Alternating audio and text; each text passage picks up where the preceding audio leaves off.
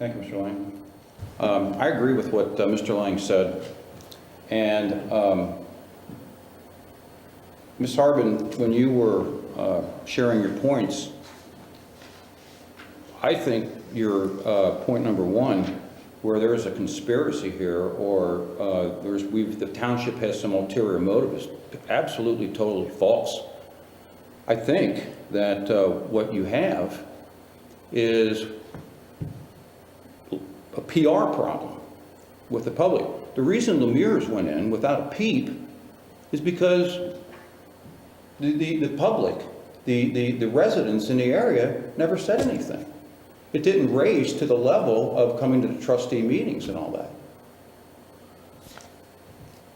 The people at the PYO and in that general vicinity, because of a lack possibly of communication, and we see this all the time, developers, when they work with the zoning department, they do all kinds of work, working with the neighbors, getting their buy-in, making sure that they understand absolutely what's going in.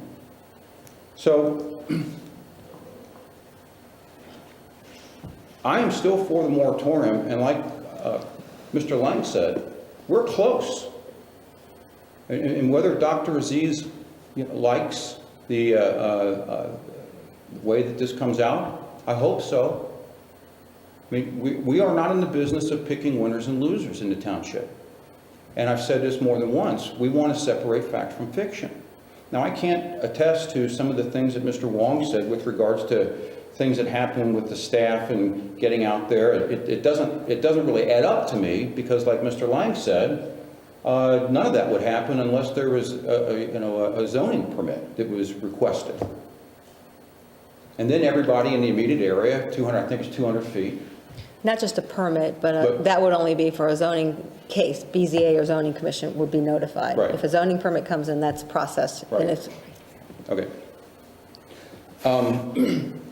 I feel like the lack of planning and execution on the part of PPS,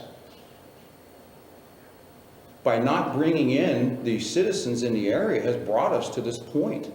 I guarantee you that the township has no ulterior motive here. That there's not a smoking gun in here, that we're not here to disallow you your rights and allow Lemire's. I never even heard of Lemire's until I heard about the grand opening. The people over there on Tyler's Place, where this is open now, it wasn't brought to anybody's attention.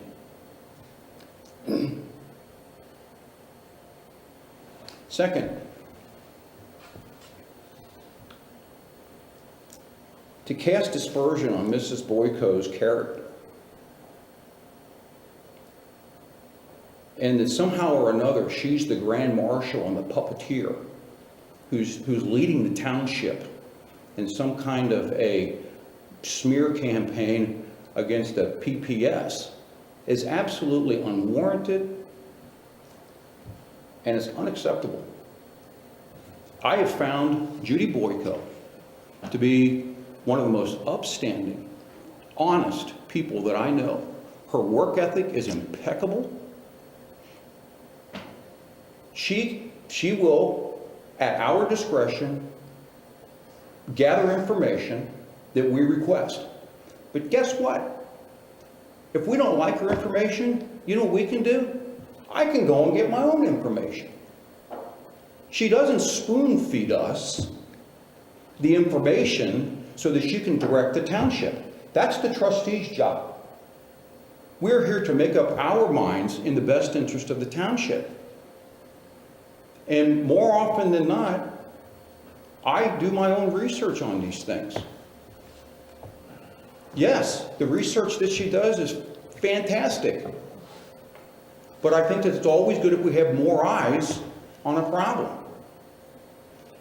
And we are very close here, I believe, to getting conclusion to this. And you know, the amendment number 14, the due process, that's on both sides. Due process for the citizens, due process for the, coming business person.